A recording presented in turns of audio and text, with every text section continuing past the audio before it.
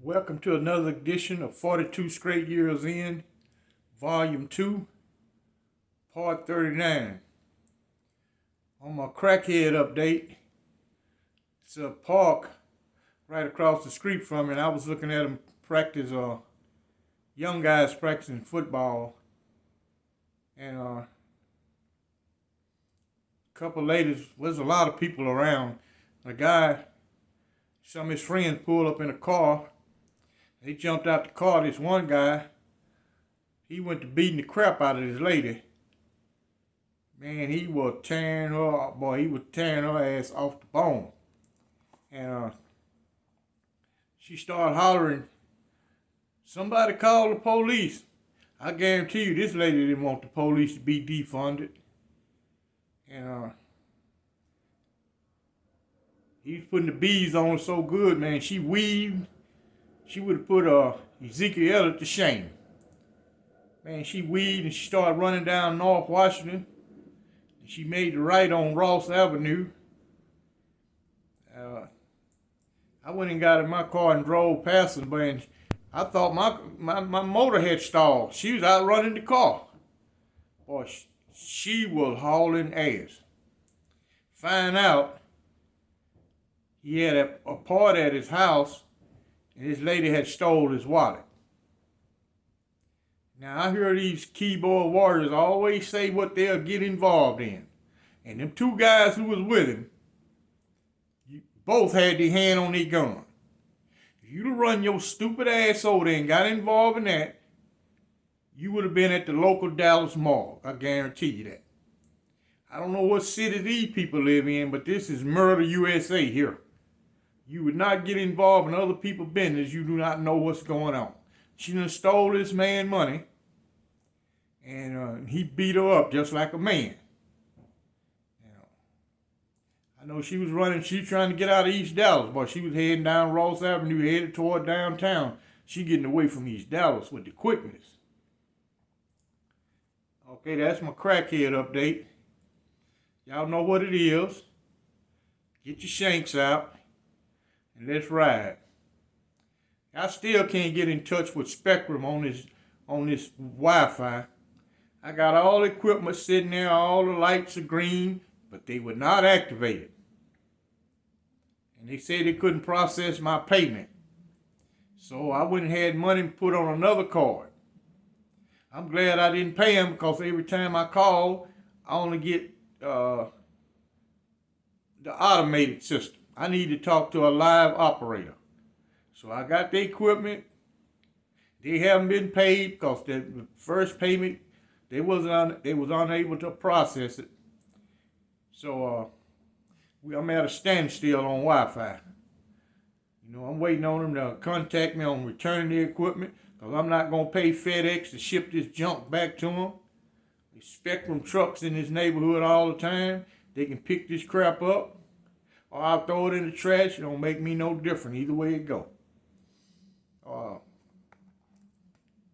I did a video recently on Edwin D. Brown. He was convicted of murder at the age of 12. Some of y'all probably have saw that video. Well, anyway, I received a comment from Edwin D. Brown. I'm gonna read it verbatim what he said. He said, "Thanks for commenting on my story, Mr. Larry. I am doing well and adjusting just fine. By the way, I am Edwin D. Brown." So it is some feel-good stories come out of guys who done had a hell of a sentence and served a long time. Some people be successful and make it. You got a lot fall by the wayside. It's more unsuccessful guys than it is success stories. I see a ton of guys, man, they on drugs, hanging out on the streets. A guy who I was raised up with, they call Lucky, he's already locked back up. This is his third time being locked up for a parole violation with a dirty UA. They'll send him back to ISF. That means Intermediate Sanction Facility in Texas. If you just get a technical violation in Texas on parole, they do not return you back to prison. You will go to ISF. And the term started 60 days up to maybe 6 months. Sometimes they'll just leave you in the county jail and release you. But if you go to ISF, the time starts from day one that you enter ISF.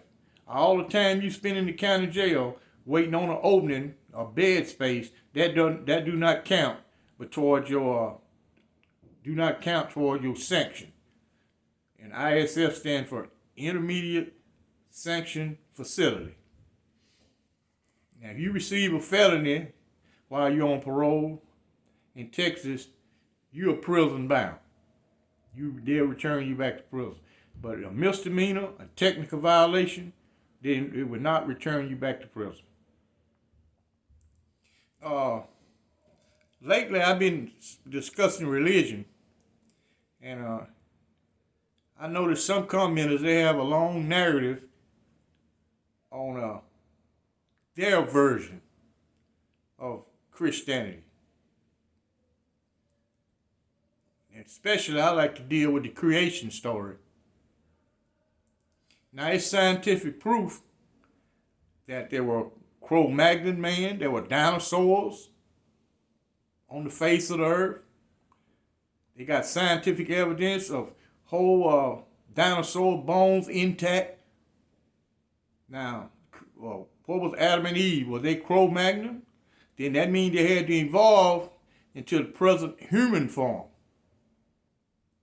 So maybe when the earth was created, according to Genesis, dinosaurs was roaming the earth. Okay, the dinosaurs came extinct. That means they had to evolve into present day animals. So the creation story in the biblical content, it only flies with the secular community. You know, like I said before, no one is taught that in academics. That means you're a hypocrite. If you sit in the classroom and you study geography or history or early civilization, and you got to answer that question according to the text, to the narrative that's in the textbook, or the professor or the teacher. But your subconscious mind is telling you that Genesis, God created the earth. That means you're a hypocrite. You thinking, well, I learned in the Bible that God created the earth, and here this professor or this instructor is telling me otherwise. You know, we walk a fine line. You know, I don't try to demean no one else's faith, but the only thing I hate, you're always pushing that bullshit on other people. Always you got to push it on somebody else. I guarantee you ain't telling people how to get rich in the stock market. They need to know how to pay their rent. If I was a creator and the world is in turmoil right now, and all these people need is a sign to change their wicked ways. You can stop everything that's mechanical from functioning for 72 hours. I guarantee you the whole world will change. Shut down everything. Nothing moves. No clocks, no radio, no fans, no air conditioning, no TV, radio, no computer, no cars, buses, trains, planes. I guarantee you, they'll say, wait a minute. It is a supreme being.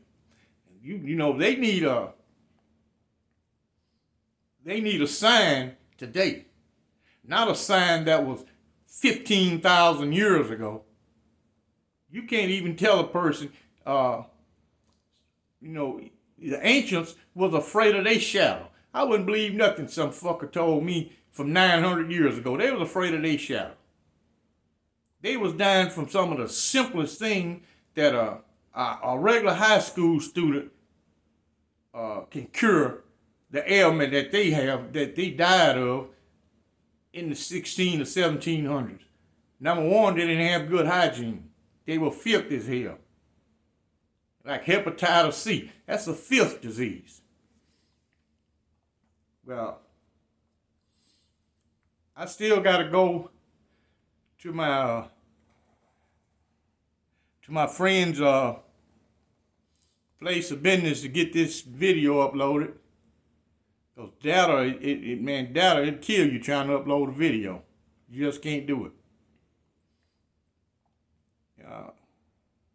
It's a lot of homeless people.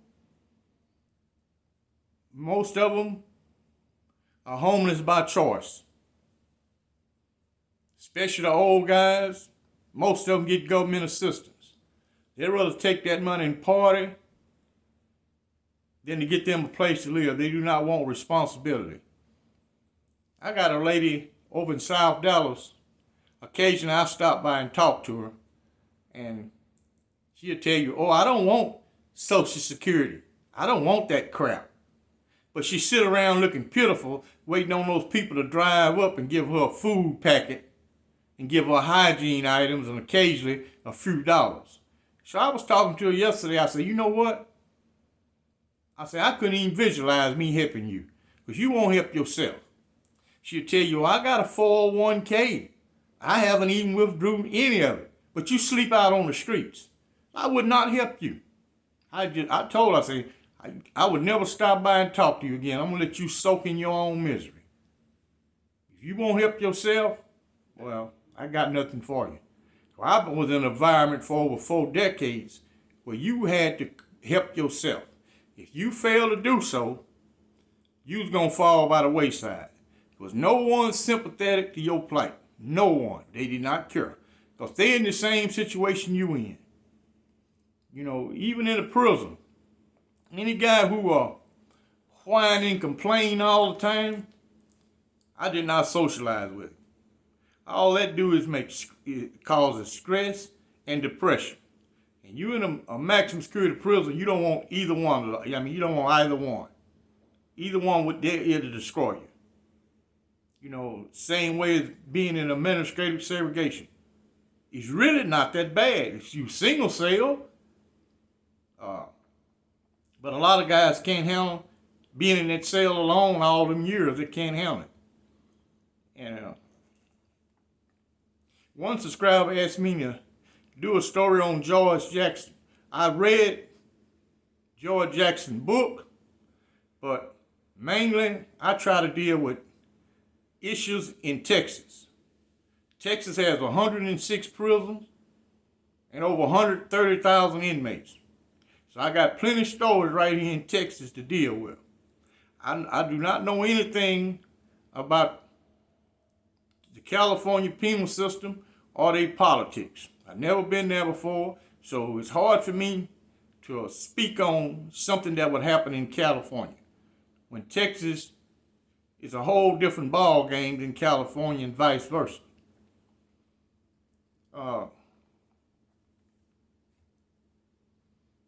You know, Edward D. Brown, he was convicted at 12, well, committed the crime at 12. And I asked some people in the comment section what you think should happen to a young guy who committed a violent offense. You know, I got mixed comments, but that show you a person can change. Look at this man, he's on the outside now, doing okay. He changed himself, not the prison system didn't do it. You know, to be a young guy, something went off inside of his head and said, hey, this ain't gonna get it here. He denounced gang membership, got him an education, and now he's reaping rewards for being successful inside of prison. I'll tell a guy this in prison. I always ask a guy, hey man, how you doing? He said, I'm doing bad. If you doing bad in a prison, you're going to do bad outside. That's just a society within a society. That's all it is. Different set of rules, different currency, but you still got to function almost like you would on the outside, except you don't pay bills. But it's a regimented lifestyle. And a person who's been in the military, he can probably easily adapt to prison life because his life was regimented in the military. You know, prison is just what you make of it. If you don't engage in none of the idiotic things going on around you, and you can deal with peer pressure, that gets more guys in trouble than anything. It's peer pressure. And when you're a young guy, peer pressure is more harder on you. Because so young guys expect you to do certain things, or you done ran your mouth too much saying that you'll do all these things. Then when you put under the gun, you don't perform.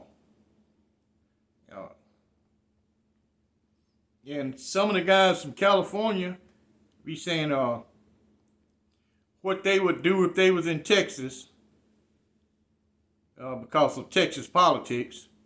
All I can say to those guys, you would spend the rest of your time in administrative segregation because you won't get multiple chances here on stabbing a guy. One old Billy Bob funk-ass dude, he said, I would just poke somebody. Yeah, they just poke your ass right in administrative segregation and forget about you.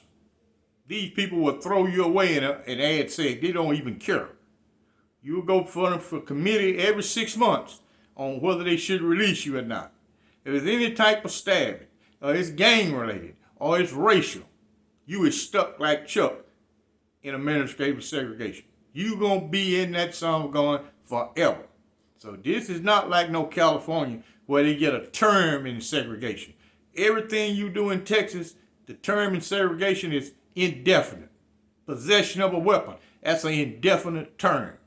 So you go in there acting ignorant, you remain in ad seg, or you end up doing your whole sentence right in ad seg. It's a few guys make parole from ad seg, only a few. Every time you go in front of the parole board, they're gonna tell you, hey, you need to get out of administrative segregation. Like you can just walk out of there anytime you want to. You can't get out unless classification recommend you be released. And if it's racial, gang related, you're not going nowhere. You know, everybody wants their system to be the same. They're not. This is a whole different area of the United States. It's not like the West Coast. And there's some guys in Texas prisons from Cali. They ain't raising no hell in Texas at all. I imagine a guy from Texas probably wouldn't raise no hell up there. Well, there's some guys in prison. I met several guys talking that California shit, and they get smashed here. These guys smash them. Because everything, I understand their philosophy. They come from a gang culture. Where Texas in the last 25 years just got the gang culture. They was raised into a gang culture. Here it's a little bit different. And also in Texas had to do with what prison you were housed at. If you had a prison where it's 50% older guys, those are going to be the better prison. A lot of the bullshit's not going to go on there. They don't put up with no rape and none of that kind of crap. They ain't even going for it. It's not going to happen. Now, if you had a prison where the young guys is, it's going to be total chaos all the time. I can just name prisons that's predominant young. They stay in some type of lockdown. There's always some kind of riot. There's always something going on there. Now, you go to the prison where the older guys, it's laid back. Everybody's trying to do easy time. You know, you can come in acting a fool. All you're going to do is get some more time added on your sentence or administrative segregation. Like me, I had to change with the times. When I first went to Texas prison, it was extremely violent. And you didn't receive additional time. Very rare, they indicted people. And occasionally guys got indicted, but there was so many people getting hurt. No warden back then, he didn't panic behind a stabbing. That's just another day in a maximum security prison. Now you stab somebody, they gotta lock the whole prison down. I don't care what it's about. They're gonna lock it down. Back then, they didn't lock nothing down. We never went on a lockdown. No, I can't even remember of a lockdown. Lion Willie, he flew over. I called him. He said He was just in Dallas County airspace. He was coming from Atlanta. He was flying into Atlanta Falcons to play the Dallas Cowboys tomorrow. And he said he can't talk long because he's operating the jet off his iPhone. Siri is giving him instructions on how to fly the 737. So y'all take that for whatever it's worth. Y'all keep your shanks ready, because we might have to ride. These fools in East Dallas is coming out the woodwork. I know they had them over here. This is an inner city neighborhood, just like Oak Cliff. Only thing, the rent over here is high as hell. And you got a lot of white people live over here. Where in Oak Cliff, depends on where you're at, you'll see no white people. Over here, you will. That's one of the differences. And the housing over here is a lot better. I done ran and raved enough. Y'all like and subscribe. And I thank you for watching.